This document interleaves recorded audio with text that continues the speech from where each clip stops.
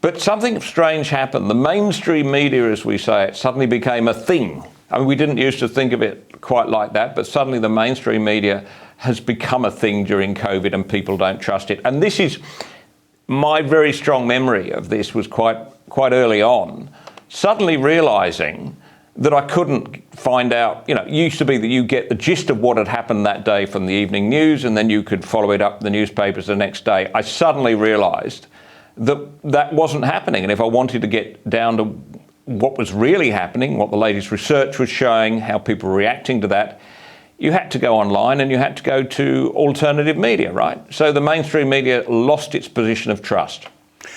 Well, if you want my theory on it, there's a thing called the Mockingbird program, which dates from the CIA's manipulation and control of the media in America decades ago, from the 60s, if memory serves.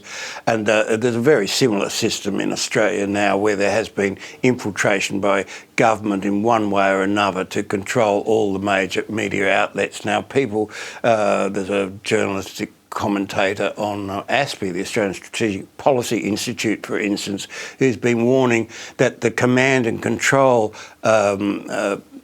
behaviour of the military and intelligence agencies, which serves them so effectively in combat, is completely inappropriate when it comes to the media, because now, these days, everybody's got a mobile phone. Any Joe Bloggs can set up a website. Some of the best streamers during these last 3 years of protest have just been young kids with cameras who have gone out and done what the mainstream was absolutely failing to do. Just hold a camera at the action, not even commenting, some of them. So there's been some absolutely stunning, brilliant footage of police brutality, of communal responses, of both joy and tears, a lot of brutality, like remarkable in a country like Australia, what we've seen. And this infiltration and control of the media, whether it was through advertising or implanting personnel onto staff or however it worked, it has failed. And during the COVID era, of course, it was through tax concessions. So the major media organisations were all getting millions of dollars in order to peddle the government message. It's all backfired because now nobody trusts the mainstream media. Nobody believes a word they say. There's a line recently, climate change brought to you by the same people that brought you COVID. So, nobody believes them anymore. So when they have a serious, proper message that they want to convey, nobody's listening. They've all gone to this explosion of independent media.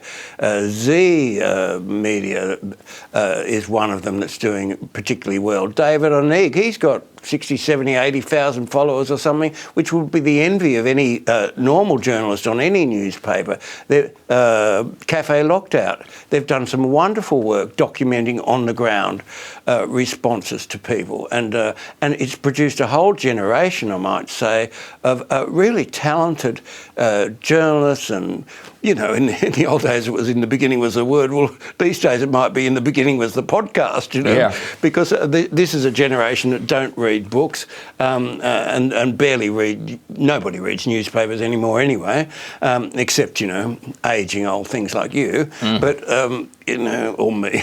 Well, include myself. You are right now speaking on Australia's fastest growing alternative media platform, and this is to a large part, I think, because of the changes that COVID brought about, that there is a hunger for people to get other points of view. Look, when you remember the maxim when we were journalists, we used to say, if it's a choice between a conspiracy theory and a cock-up, go for the cock-up every time, right? And that was pretty much right, as I recall, in my early days as a journalist.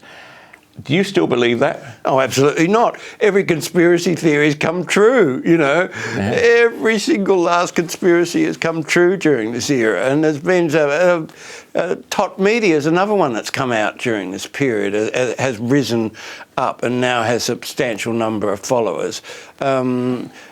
Because and Spectator on the more conservative, traditional side of media is also, I think, seen their numbers rise. Rebel News, you know, everyone used to pillory them because he paid serious attention to all the anti-high mass immigration rallies, which was seen as terribly racist, whereas he was just doing what a journalist should do, which was get into the thick of things and talk to the protesters and see what their grievance is.